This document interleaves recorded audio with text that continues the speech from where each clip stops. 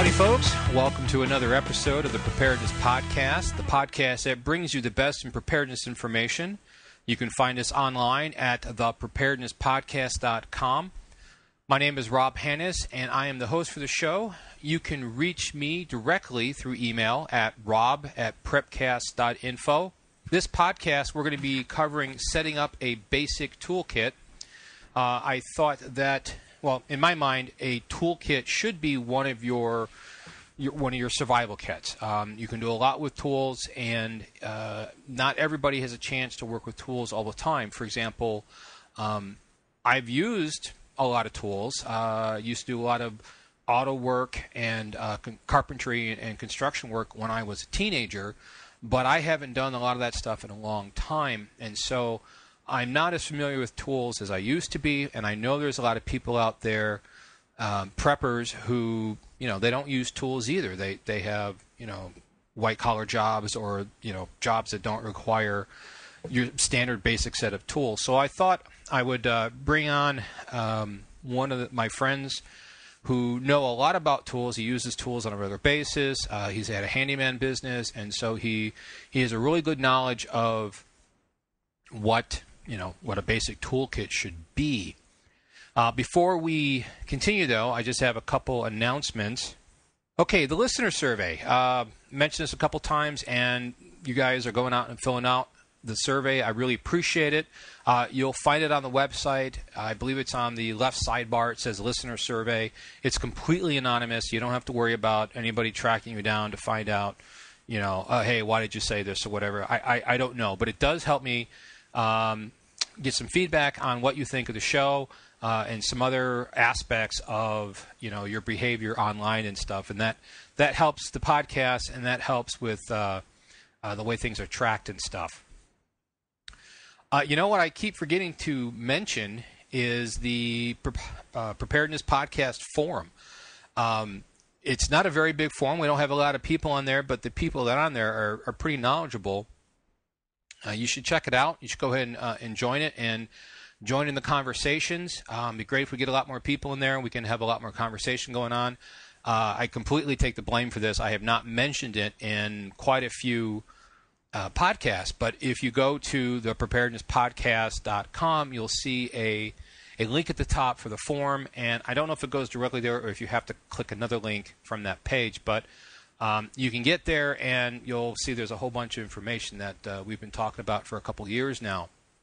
Also, if you like the show and you subscribe via iTunes, I'd appreciate it if you could leave me a comment there or let other people know what you like about the show, give it a rating and stuff. That helps other people find the show and have them learn about what it's about and what people like and stuff like that. Just like when you go to Amazon and look at reviews, a lot of people like to see what other people think of products and vendors and services before they engage into it. So if you could do that, that would be great. Okay, so this podcast topic is going to be about setting up a basic toolkit. I know for a lot of you out there, this is probably old hat. This is stuff you've already are well familiar with. I know we've got a couple people who work with tools all the time that listen to the podcast, so this is probably really basic stuff for you. However, there are other people out there that don't know a lot about tools. I know we have some listeners that are basically just leaving the nest, so to speak. They're just leaving their home, their parents' home, and getting out into the world on their own. And I know they could probably use some information like this. I know we have some single mothers that listen that may not know what a good set of tools should be. And so I wanted to cover this. And as I said, I don't use tools on a regular basis. So what I did is I have Greg. You may remember him from the podcasts many, many, many moons ago. I thought I'd bring him on and we could talk about tools. Greg, are you there? Oh, yes, I am, Rob. Awesome. Hey, Greg, it's really, really good to have you back on the podcast. That happens every so often. Okay. So, all right. So let's talk about the basic toolkit. Okay. What I was kind of looking for is, the basic set of tools, not so much for just home repair, but in general, whether you have an emergency at the house where you have to, say, tack up some plastic sheeting because a window broke or some roof shingles blew off, or any stuff like that, emergency repairs, even stuff maybe that you would take with you, say if you decided to go on a road trip with your car, you may want to have a set of tools with you. So let's just start with the basic tools. Boy, you pick a small subject, don't you? Come on, nothing is beyond you, right? Good Lord. Yeah, nothing. Well, basically, when you get down to the basic tool kit, that's a very, very hard thing to define. Easiest way to go ahead and assess what you need is think about what you're doing in normal life. Think about where you live, where you're traveling, where you're working. Situations that might happen. The problem the thing here with the basic toolkit is when you go ahead and you start mentioning about, okay, if you need to tack up some plastic sheeting, you're talking about basic small hand tools, things like hammers, screwdrivers, maybe a pair of pliers, vice grips, whatever. You also have to go ahead and think that you're going to need larger hand tools. You're going to be doing stuff outside.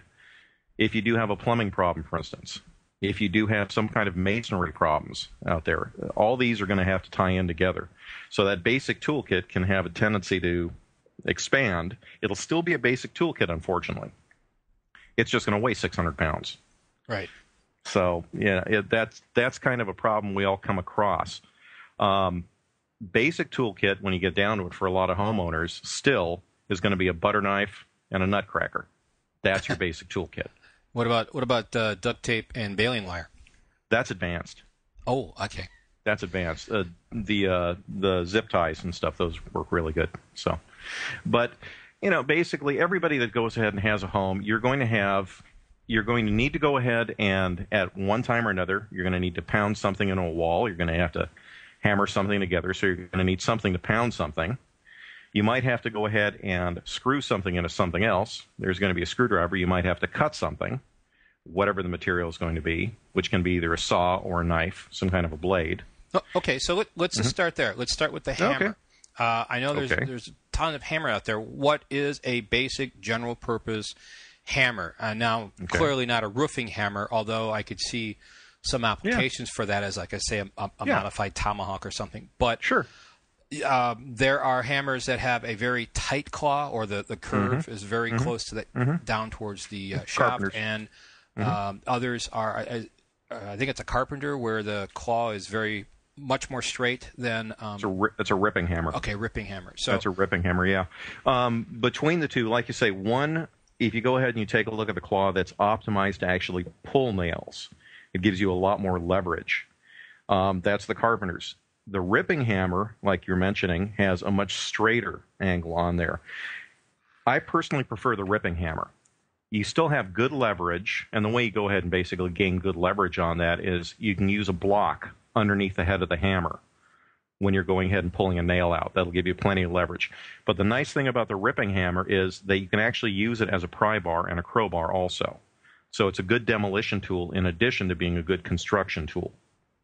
Okay, now that's how I always looked at it. I didn't know they were called ripping hammers, but that's the one I always seem to gravitate towards. Yeah. I actually got one of each, but I always seem to grab the ripping hammer, even though I don't ever really need the claw part.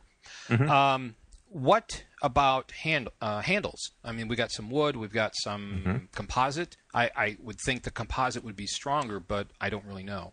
Composite is stronger, but here's an interesting thing on the small tools such as hammers. The composite at this time that I've seen out there, they're still one piece. But here's something I just noticed, for instance, from True Temper. On their shovels, they have a composite fiberglass handle, quote-unquote fiberglass. If you actually take a look at the head of the shovel, at the socket, that's a wood piece that fiberglass is socketed into. And the steel for the head of the shovel actually fits over the wood. Now, normally that's not a problem, but guess what rots? It's the wood. That fiberglass handle is going to be in great shape. Your shovel is going to be in great shape, the shovel head. And the wood is going to go ahead, trap moisture. It's going to rust that socket from the inside out, and it's going to rot. And matter of fact, I just broke a shovel the other week, and I went ahead and took a look at that and became hugely disgusted, but it is what it is, I guess. But in any case, for the smaller tools such as the hammers, like you said, you've got wood, which was the original composite. You've got fiberglass composite handles. You've got steel handles, which are forged, put out by East Wing usually, and they're very nice. You've even got higher end composites now, which are for specialty hammers, but you're going to find those in the specialty catalogs.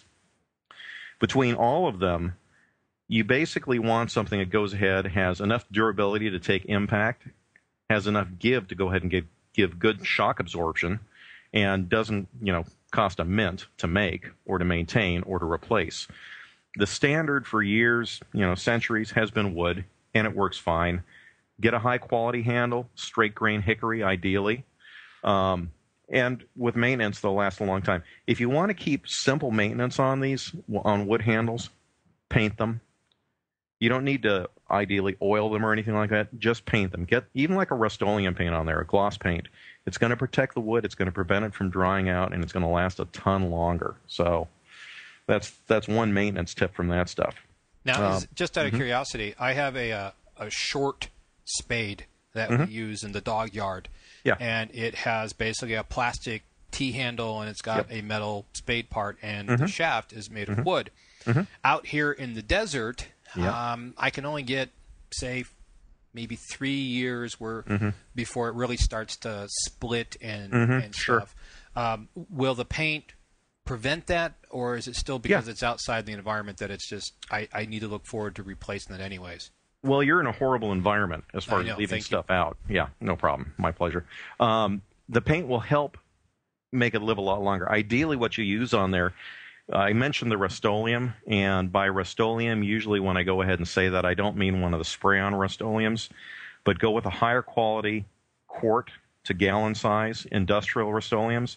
The tip with that stuff basically is if it smells like fish oil, it's good.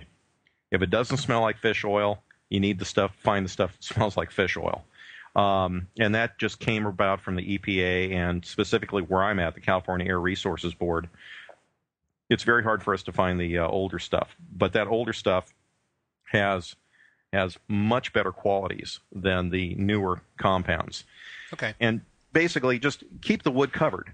As long as the wood's covered, it's going to go ahead and retain its moisture at the right levels, and it's going to last a lot longer. You can also do the same thing just by going ahead and running something like olive oil over it, for that matter. It takes a lot more work. You're going to be doing it a lot more often. It's tackier. It's a little nastier. 6 of one, half dozen the other. Okay. So, well, then I'll probably too late for the one I currently have. But the next one I'll have to do it. Now, what about like a sledgehammer? Now, I have a sledgehammer, and I've used it for like pounding in tree stakes and stuff like that. But other than that, I take it camping to pound in. Like I have these really heavy duty tent stakes, but other than that, I really haven't used it all that much. Yeah, are you talking like a single hand sledgehammer or a full handled? No, that's about 3 foot. 3 foot. Okay. Yeah. Between the two, actually, what I prefer as far as going ahead and using something as a heavyweight driver is I prefer a maul, and usually a splitting maul is what I go with. When you get down to it, the sledges that we have now, they have the same faces. They have the same heads on both sides. Unless you're using it industrially or cracking rock or something like that, you're not going to wear out the darn things. You're only going to use one side. Go with the splitting maul. The other side can be used for splitting wood, for cutting things with impact, that kind of stuff. I'd recommend that instead of just going with a straight sledgehammer. Now, there is another type of hand hammer. It's called a cracking hammer. And it usually comes in at about 3.5 pounds, 4 pounds, and it's a single-handed sledgehammer. Those are very handy also. Usually specifically to go ahead and do masonry work, drill holes in hard rock, using star drills and such, but you can find those. East Wing makes a good product as far as that goes.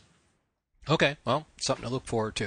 And the one I have is I think it's a fiberglass or a composite, and it seems to work pretty well. I mean, I've missed plenty of times and hit the plastic piece around the head, and it's still really holding together really well. Okay, let's move on to I don't know. Let's say screwdrivers. I know there's a ton of screwdrivers. We got standard and metric, and the standard slot head, and the Phillips slot head, and miniatures. What should we be looking for as far as screwdrivers? We got metric screwdrivers? Oh, whatever. Oh, I'm sorry. You're not a tool user. I'm thinking that you know what? I have a Torx. I have a mini Torx. That I use to open up my computer with. Yeah. Yeah, really, seriously. Sure. Never mind. That's a good one. Anyway, two basic types of screwdrivers out there. Simply, you can call them positive and negative. One is a Phillips, one's a straight blade. Now, the thing when you get down to it is, for instance, as far as Phillips, the most standard one you're going to find, the most standard size is called a number 2. Surprisingly, it is fairly hard to find high-quality screwdrivers. You usually have to go to a specialty place for them. And that's basically because most of the hand tools that are coming out that you're going to find in the big box stores, and even in places like Ace, for instance, and some of the smaller hardware stores, unfortunately they're made in China. The metal quality is not as high, the tempering is not as high quality, and they just do not last. They're a softer, inferior material.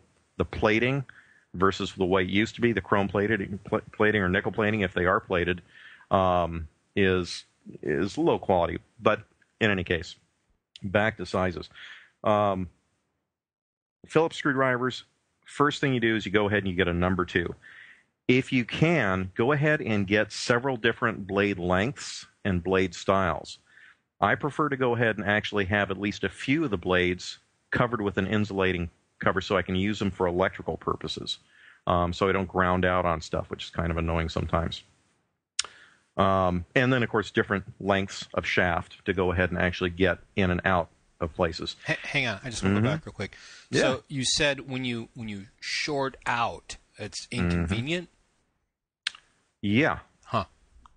Yeah. I can imagine it would be. It's inconvenient. That's probably right. Expensive too. Well, not actually usually that expensive, but you do learn new words. Okay. And if children are around you, they learn new words too.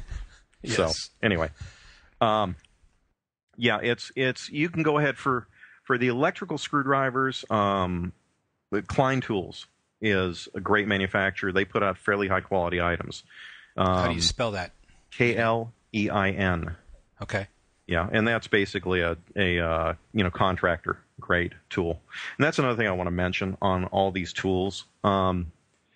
Unfortunately, again, with the big box stores and such, you have a whole slew of quote unquote homeowner quality tools. You also have things that they'll go ahead and they'll market as quote unquote professional quality tools, and they're not. They're not anywhere near actual hard use industry quality tools. The problem with that, of course, is that those tools that you see over in the big box stores, they're at that certain price point. And then when you go over and start taking a look at the actual industrial quality tools, you choke because the costs are so incredibly higher than you see on the other ones. But they'll probably last a lot longer. You will pass them down to your children. Right. So that's that goes along the buy once, cry once philosophy. Exactly. You actually save money by buying a quality item now, as opposed to having to buy the same item 3, 4, 5 times because it keeps breaking. Of course. And the other thing that somewhat ties into this, we'll get back to the screwdrivers here in another couple of sentences, but I want to go ahead and let folks know that just because a tool is old does not necessarily mean it's low quality or junk. There are a lot of times that they're actually higher quality. I have a tendency, I look around for old tools. I go to swap meets, flea markets, garage sales, thrift stores, consignment shops, and I'll look for old tools. Oftentimes, for the hand tools, if they're not worn out, and as you become more advanced, you'll find out you'll be able to assess what worn out is. But the metals are higher quality, the tempering's higher quality, they're just generally better. The forging's better. The tool itself is a better quality tool. And again, once you get into tools, once you get out of the basic thing, you'll learn how to not only use the tool, but how to maintain the tool. And with many of the older tools that are out there, even though they've been worn down oftentimes or they've been misused, you can bring them back up into completely functional condition just by doing a good maintenance run on them. So anyway, so that's there. There's my throwdown for. What would that maintenance run be, though? Well, let's say you've got somebody. Okay, standard thing you see out. You see a lot of let's say carpenter saws that are out there. Oftentimes they've been used, abused. You've got older ones that are often very high quality. Right now, it's hard to go ahead and find properly set up carpenter saws that are not flame hardened teeth, which are, when you get down to it, once you wear those out, you're going to go ahead and either take them to a professional or you're going to toss them and buy another one.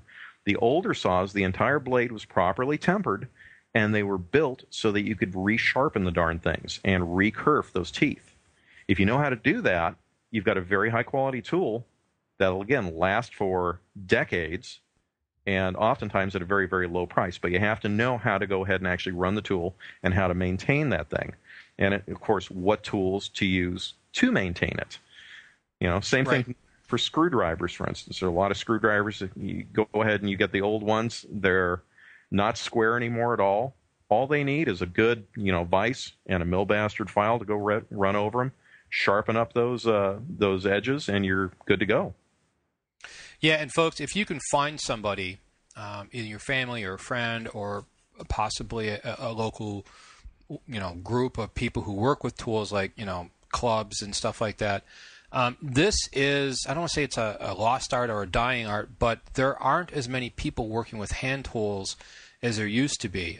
There's a listener of the show who has he works a lot with wood and stuff, and he's always on the lookout for the old tools because they are such a higher quality. And you can start with your basic toolkit, but if you find you have an affinity for tools, then you can learn this from the people who still know how to do it. Because if we, as we had talked about, say EMP or a CME or some sort of event that brings us back to a level where we need to start working more with our hands, even perhaps an economic collapse, knowing how to do this stuff and knowing how to basically get back to the land, get back to working with our hands is going to be very important. So I just wanted to interject that there, not to necessarily take away from what you were saying, Greg. No, that's fine. Okay, so you just in general, the slotted, the Phillips, maybe a set of miniatures. Well, is there? The problem that we've got now is if you're looking at just the basic setup, again, you're looking at the straight, the negative screwdriver, and you're looking at the quote-unquote Phillips, the positive screwdriver. Those are your two basic types right there. If you're going to go ahead and do things around the house, you're going to come across a lot of specialty screws and machine screws that have been used out there now. They're going to range from square drive screws, which are Robertsons. You're going to have Torx fasteners, both internal and external. You're going to have security Torx fasteners with a pin right in the middle that prevents you from using anything that. And anyway, in any case, look around. You'll see all sorts of different fasteners. You don't have to get anything, immediately, but just be aware that with the advances in technology, we're no longer down to, it's just either you've got a Phillips or you've got a straight blade. Okay, which one do I need to grab? It's gotten a lot more complex than that, unfortunately. Right. Yeah, it has. Like I said, I have a mini Torx set that I had to buy in order to open up my laptop to be able to replace the memory and the hard drive. Exactly. And it's really kind of weird because some of the screws are just mini Phillips. But then there's a couple that are specifically these Torx, and it's like, why bother? Because I don't know. It was just another expense I had to do. But yeah, that's how it is. Yeah. All right. What about let's move on to from there. Let's move on to socket sets. Okay. Being that they're somewhat similar. Mm-hmm. Well, as far as socket sets go, basically, when you come across sockets, when you come across any kind of machine screws, which is what a bolt is, basically, they're hex heads, and you go ahead and you have two different standards. One is SAE, which is the standard quote unquote American format, and the other one is the metric. See, I knew there was metric in there somewhere. There is a metric, but it's not a metric screwdriver, even though I will go ahead and try to sell you one later on. It's only basically... if it's a Klein, though. What's that? Only if it's a Klein. Okay. Deal. I've got a stamp set. I can make it. It's a very rare Klein metric Phillips, number 2. Anyway, SAE and metric, 2 different types that you're going to come across, unless you're in old British cars, but we're not going to go there. The basic thing with sockets, again, buy quality, at least buy a mid-range quality, not the lowest end stuff, and maybe not the highest. You don't need to go Snap-on or Proto or stuff like that. If you have low quality sockets, generally there's going to be a sloppy fit with them, and you're going to wind up rounding off things. The other thing I can go ahead and I can recommend is, instead of going ahead and getting a multi-point socket, go ahead and just get it like a regular 6-point socket. It's not going to go ahead and give you as much freedom of motion when you're going ahead and actually putting it on the head of that machine screw, but it's going to be a lot more secure.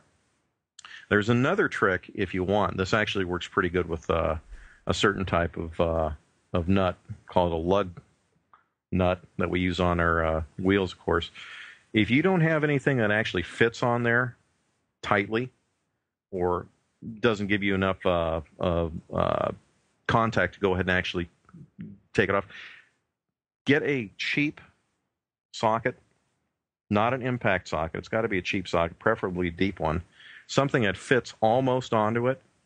Take your cracking hammer and hammer that sucker right on the lug nut, and then use your ratchet or your breakover bar to get it off. That's actually how they take care of the security lug nuts out there with the funky heads when you lose the wrench. Uh-huh. You just hammer a cheap socket on it, and it'll take it off. Well, how do you get out of the socket? You don't care. Oh, okay. That's an expedient fix. Gotcha. Okay. Anyway, so there's sockets. And as far as also sockets, you've got basically internal, externals. The 3 most common styles that you're going to come across, you're going to see them referenced as 1/4 inch, 3/8 inch, and 1/2 inch. That's the shaft that the handle goes on, right? The driver, yeah. Okay, the exactly. driver handle. Yeah, the driver's. 1/4 inch is fairly specialized. They don't take much torque as far as force before things start to happen that you don't want to have happen. So I wouldn't look at the 1/4 inch really as part of the basic set. You're going to be looking at the 3/8 as your basic set, and that 3/8 inch, that goes both for SAE and metric. It's not again, it's just the actual ratchet size, not the actual socket size. You can have a 3/8 inch ratchet size with a 14 millimeter socket. So that's another thing to just be aware of. As while we're on that, as far as what you use to actually drive them, you can go ahead and you can use the ratchets. You can use what are called breakover bars or braking bars or breaker bars. Ratchets, get a high quality one. I wouldn't go ahead and get a commercial duty one or a quote-unquote professional or a homeowner's. I'd go personally for something that's a high-quality one on the order of something like Snap-on or Proto right off, and just pay the money. While we're on that subject of who has quality tools, you're going to come across a lot of old-timers that are still going to go ahead and recommend Craftsman. Craftsman, unfortunately, Sears product, of course, has taken a real dive in quality as far as I'm concerned. The biggest thing that they had going for them, and they still kind of have going for them, is they have a fairly liberal return policy where if you break one of their tools, you can usually come right in to a Sears store and they will replace it on the spot oftentimes. I've even had some problems with that lately, though. But the problem is that they're breaking now. It used to be 30, 40 years ago. They were very, very high quality, and you really had to abuse the tool to go ahead and break it, which is why they had that return policy. They could get away with it. Not so much anymore. Now, honestly, the Craftsman tools oftentimes, at least their quote-unquote homeowner designation, they're right there with Harbor Freight, unfortunately.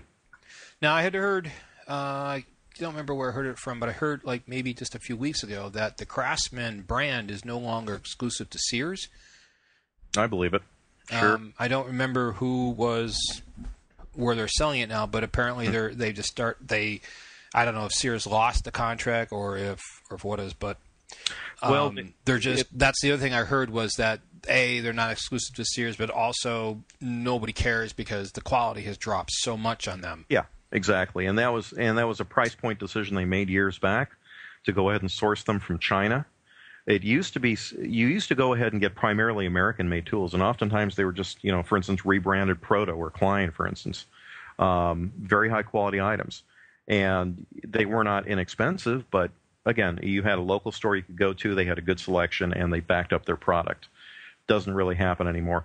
But I did hear something along that line where, they were going to go ahead and start outsourcing, and they were going to go ahead and start putting them into catalog sales for other companies.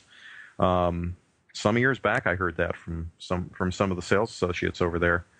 And again, even the people that work there that have been there a while, it's unfortunate, but they know what's happened. But in any case, so that's just something as an aside. Just because it says Craftsman on it anymore does not mean it's necessarily a good tool. Now, but you could find them at bingo, Goodwill or garage sales or estate sales and stuff. Is there a way to tell the old from the new other than just the quality of looking at it?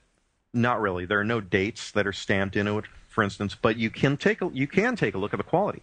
You can see that the chroming, for instance, on the handle is a higher quality, and you can actually find websites out there that will let you identify older tools, older Craftsman products. The other good thing about Craftsman, though, and I've done this in the past, I was dirt poor at one time, more poor than I am now, but classic way to go ahead and get a tool set up was you would go to swap meets and you would go to garage sales, and you would specifically look for the Craftsman tools that were broken. And you would buy them, and you would immediately trot right on over to the Sears, and you would exchange them for the new tool. Yeah, it's dirty, I know, but hey, you got to do what you got to do. Well, you can't do it anymore, not unless you want garbage. Well, that's the thing. But you can still, well, you know what? Sometimes, unfortunately, it's better to have garbage than nothing, even though garbage usually causes injuries and wears out parts and everything else. So, if you have to, and right now, with the economy being the way it is, a lot of people out of work, times are getting tougher, something to think about, something to start realizing that, how to optimize things for yourself. Yeah, that's a good point. All right, let's move on to wrenches. Mm-hmm. Now, we've got the fixed and adjustable and... not wenches. Wenches. Oh, wrenches. Okay. Yes, with an R. Okay. Wrenches. Again, another thing that you come across. Basically, if you're talking about the handheld combinations, open-ended, closed-ended wrenches, again, you can get them in SAE and metric. Get a high-end set. You want something that's got good metal, it's got good tempering, it's got good plating on it. Personally, on something like that, I'll usually head over to something like Snap-on or Proto again, or I'll go visit one of the actual contractor supply houses and see what they have. There are some small, manufacturers out there that are making very, very high-quality items. A lot of times they're fairly regional, so I won't know about them. But if you do your searches locally, you'll come across them. Check out places for contractor supplies, for instance, that actually go ahead and do the supplies, not the big box stores, but where you'll actually go ahead and you'll buy jobber rate bulk items. They'll oftentimes have very high quality tools, and they'll be more than happy to actually go ahead and point you towards them. And again, it doesn't necessarily have to be the most expensive tool. That's the best tool either. Now, what about these wrenches that have the little ratchet in them? You know what I'm talking about? They look like your standard box end, open end wrench, but the box end will actually have a ratchet mechanism in there. Yeah, I think they're called ratcheting wrenches. Oh, that's probably what they are. That's probably what they are. Are they? I don't have any, but they always look like they would be really handy. Are they? They're worth handy. It? Yeah. For certain things, tight spot work. Sure. Should they be in a basic toolkit? Probably not. If you've got the wherewithal to go ahead and purchase them, sure. But at the same time, I wouldn't go out and say, get the whole 15-piece set. For that kind of thing, it would be a very directed, I've got a tight spot, I've got to work on this guy, and I've got to get it out of here. So Okay. the other thing you'll come across, as far as speaking about tight spots, when you're going to go ahead and get into socket sets, you'll also come across something else that's used with a ratchet or with a breakover bar, and they're called crow's foot or crow's head sockets. And basically what that looks like is it looks like the end of a open end wrench with a socket aperture in there for like a 3/8 or a 1/2 inch or a 1/4 inch.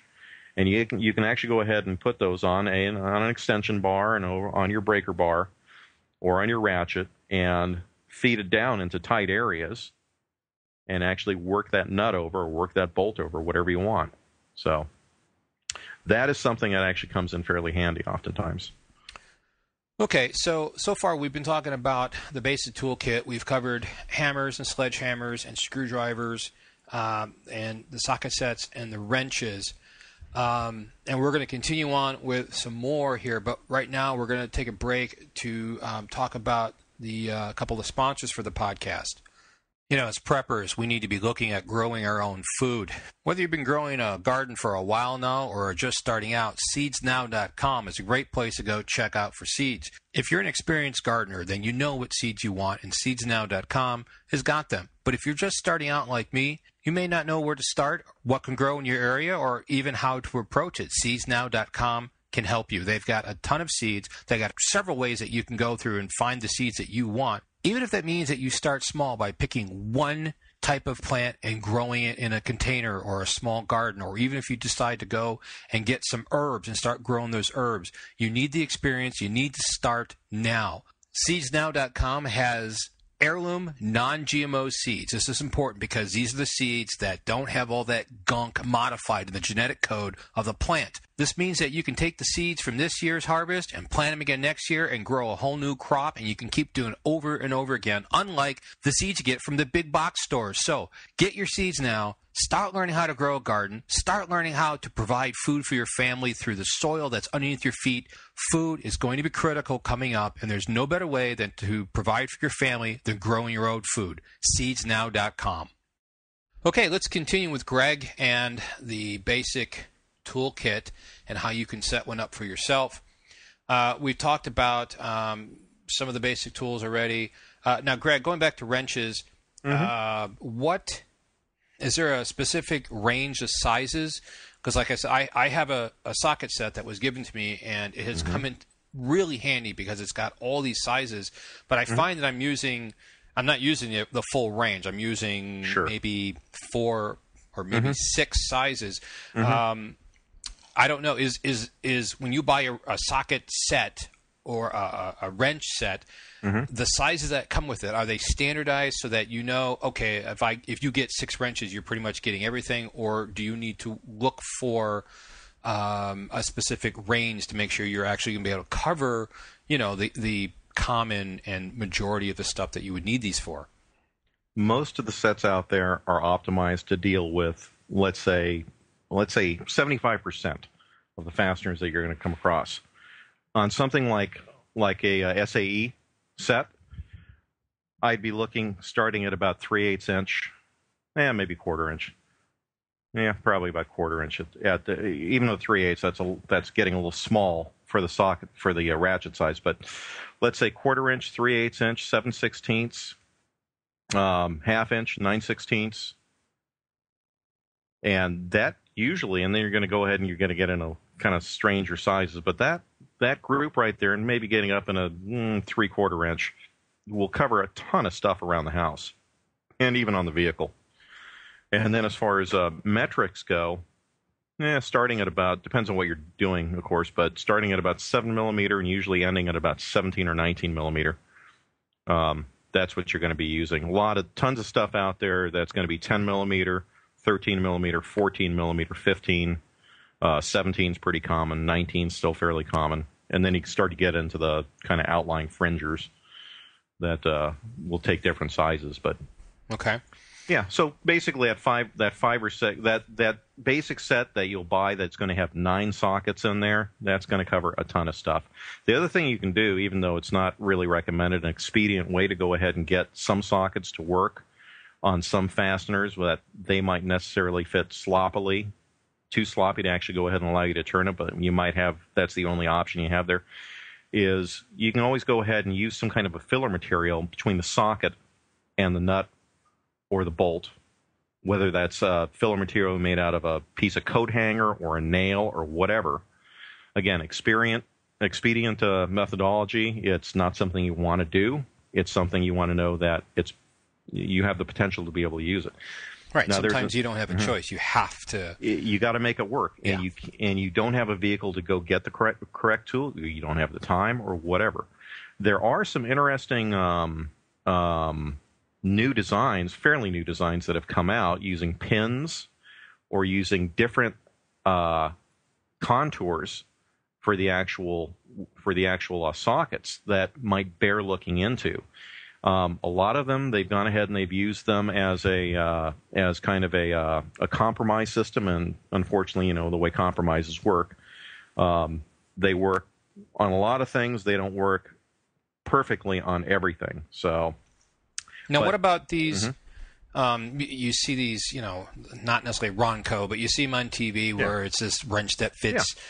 Are they worth it, or the screwdriver that has replaceable bits? I mean, I've got some, and they seem to work, but I don't ever really use them for heavy-duty or hardcore repairs. So are these things worth having, or should you just, say, forego those and actually go ahead and get the individual screwdrivers, the individual wrenches, sockets, stuff like that? For the basic toolkit, I'll always say go ahead and get the traditional tool, okay?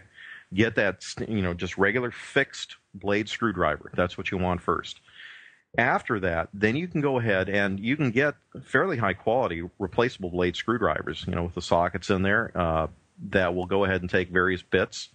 Those are really handy to have, especially if you're working around the house, like you found out with that laptop, for instance. You can get, different Torx tips for them. You can get security tips for them. Swap them in and out. You're not putting a lot of torque on them, so the metallurgy doesn't have to be as tightly controlled as something you're going to put a lot of torque into, so you can get away with a little more. I'd use that, as a backup. I wouldn't use them as a primary by any means, but it's a nice thing to have.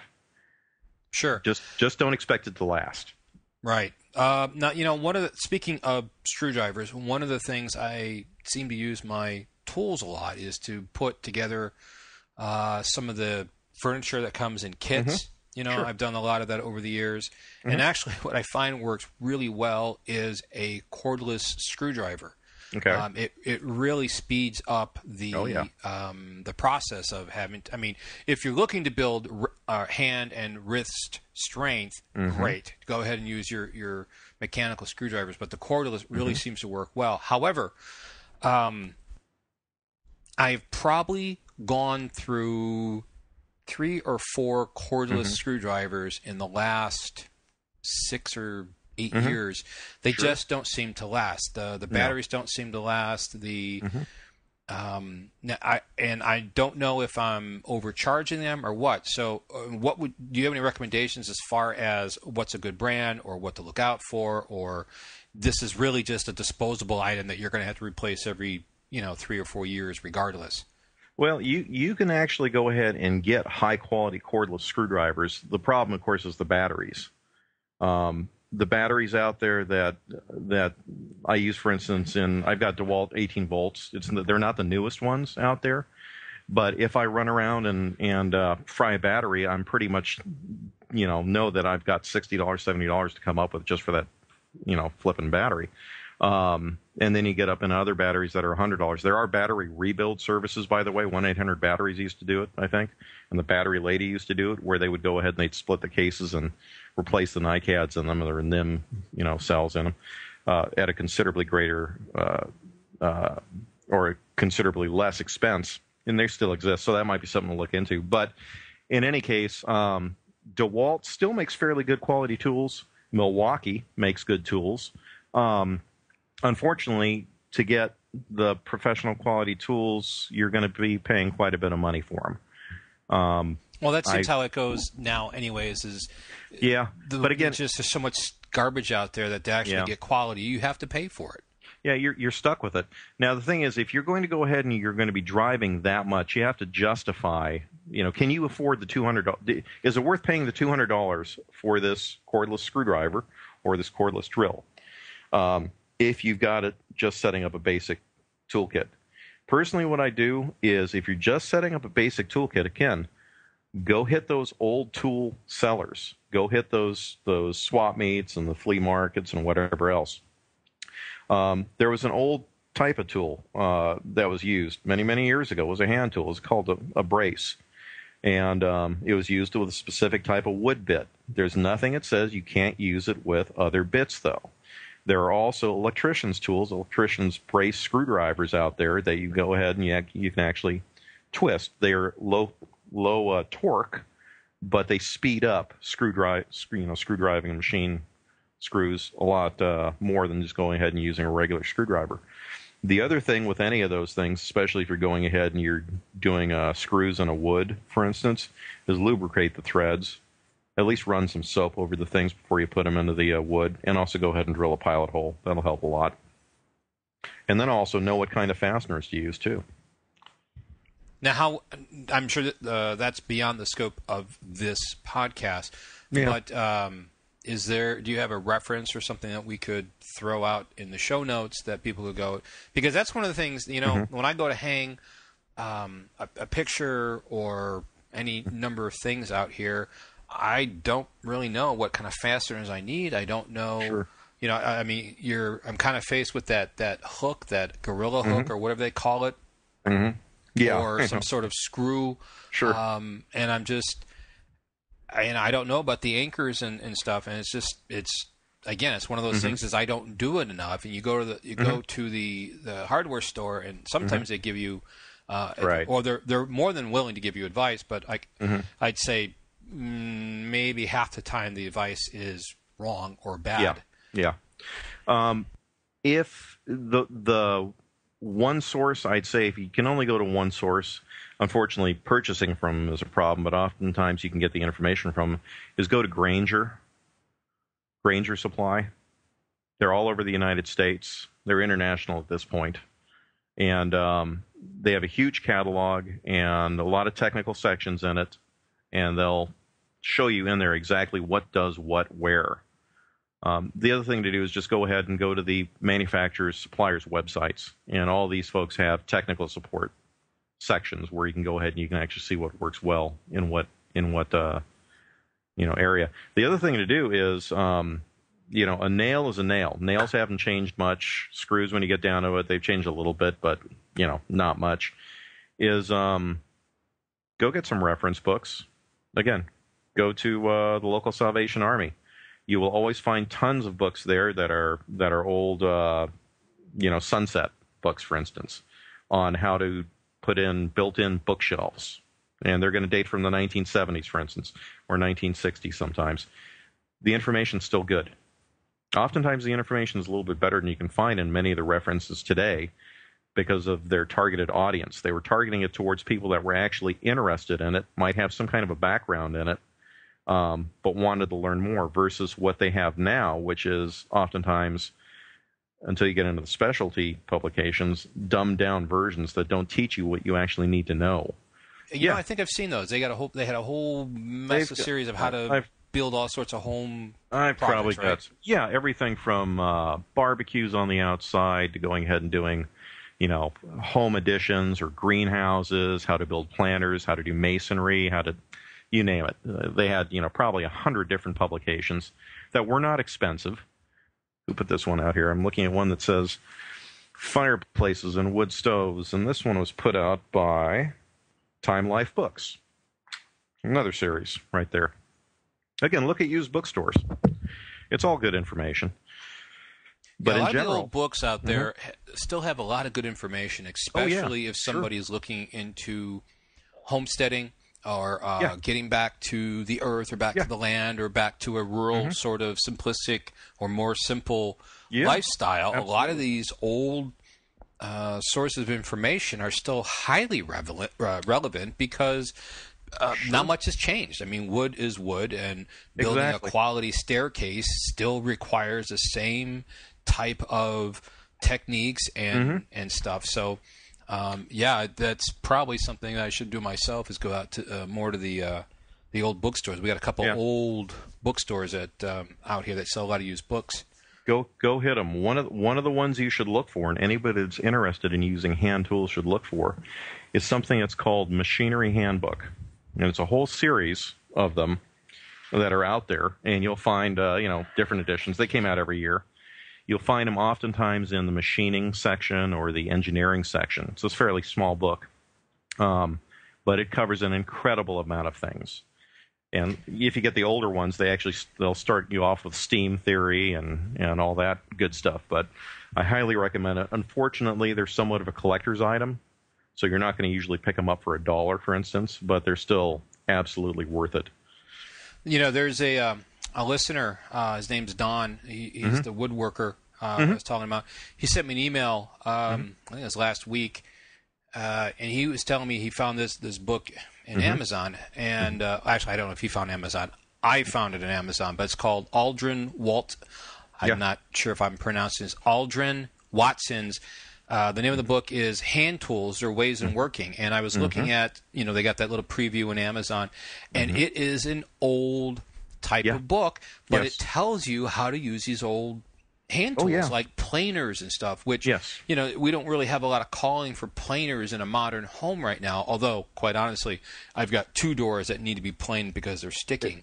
Exactly. And I'm thinking about getting this book because, quite honestly, I need to plane these doors, and I don't know anything about planing. And so I'm passing this along as, here's another, I don't know if it's in print. I know that there's some used copies out there, but that is a reference that we could get so that you have it on your bookshelf, and it's something that you would use, especially if you're going to save money, and instead of hiring a carpenter or an electrician or a handyman to come out and fix the door jamb or plane the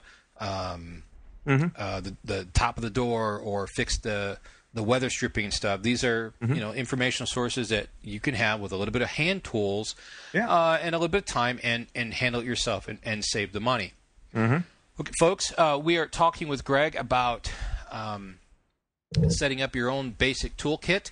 The podcast is going a little bit longer than I expected, so what I'm going to do is I'm going to break it here into 2 parts so that we don't have another long set of podcasts, or I'm sorry, so this podcast isn't that long. The second part of this will continue on talking about the rest of the tools we have here, as well as looking at how best to carry tools and identifying some of the quality tools as we've been talking and stuff. Okay, folks, well, until next time, enjoy life and be safe.